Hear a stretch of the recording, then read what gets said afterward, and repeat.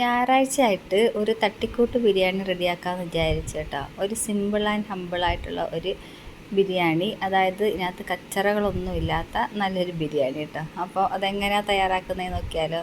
അപ്പം കുറച്ച് ചിക്കനുണ്ട്, കുറച്ച് ചിക്കനേ ഉള്ളൂ. മസാല പുരട്ടിയിട്ട് ഒന്ന് ഫ്രൈ ചെയ്യാനായിട്ട് വെക്കാം. ഞാനും മോളും മാത്രമേ ഉള്ളൂ കേട്ടോ. ഞങ്ങൾക്ക് വേണ്ടി മാത്രമാണ് ഇതുണ്ടാക്കുന്നത്.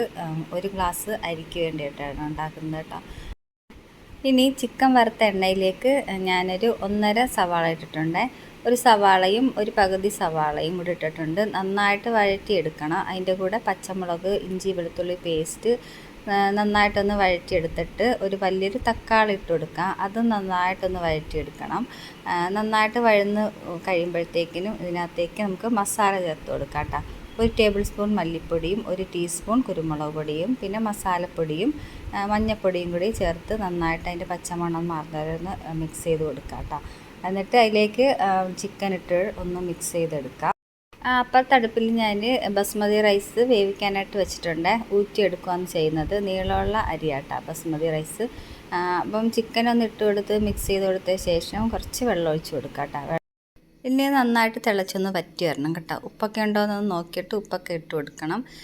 പിന്നെ ഞാൻ ഈ കച്ചറയെന്ന് ഉദ്ദേശിച്ചത് ഉള്ളി ഫ്രൈ ചെയ്തതും അണ്ടിപ്പരിപ്പ്, മുന്തിരി, പിന്നെ മല്ലിയില ഇതൊക്കെ കിടക്കുമ്പോൾ ഇങ്ങനെ മാറ്റി മാറ്റി ഇങ്ങനെ വെക്കും കേട്ടോ. ചോറ് കഴിക്കാനായിട്ട് ഭയങ്കര താമസമാണ് എൻ്റെ മോൾക്ക്. അതുകൊണ്ട് അതൊന്നും അവർക്ക് ഇഷ്ടമല്ല കേട്ടോ. മൂത്താൾക്ക് ഇഷ്ടമല്ല, ഇളയാൾക്ക് ഇഷ്ടമല്ല, പിന്നെ എനിക്കിഷ്ടമല്ല.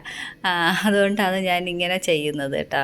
അതൊന്നും ഇടാതെ അണ്ടിപ്പരിപ്പ് മുന്തിരിയൊക്കെ കിടന്നാലും ഇതൊക്കെ എടുത്ത് മാറ്റിയാണ് ചെയ്യുന്നത്. അതൊന്നും കഴിക്കത്തില്ല കേട്ടോ. നമ്മുടെ മസാല റെഡി ആയിട്ടുണ്ട്. ഒന്ന് വറ്റി വന്നിട്ടുണ്ട്. അതിലേക്ക് ഞാൻ 1 ടേബിൾ സ്പൂൺ തൈര് ഒഴിച്ച് കൊടുത്തേ. ഓഫ് ചെയ്തിട്ടാണ് ഒഴിച്ച് കൊടുത്തത്. എന്നിട്ട് തീ ഓണാക്കിയിട്ട് വേവിച്ച് വെച്ചിരുന്ന ചോറ് അതിലേക്ക് ഇട്ട് കൊടുക്കുകയാണ്. 1 ഗ്ലാസ് അരിക്കാണ് ഞാൻ അരി വേവിച്ചെടുത്തത്. അരി ഇട്ട് കൊടുത്തിട്ട് ഒരു 10-15 മിനിറ്റ് ഒന്ന് ലോ ഫ്ലെയിമിലൊന്ന് വെച്ചേക്കണം. എന്നിട്ടാണ് നമ്മളിത് തുറന്ന് മിക്സ് ചെയ്തെടുക്കുന്നത് കേട്ടോ. അപ്പം എല്ലാവർക്കും അറിയുന്നത് തന്നെയാണ്, എന്നാലും ഞാൻ പറഞ്ഞതേ ഉള്ളൂ കേട്ടോ.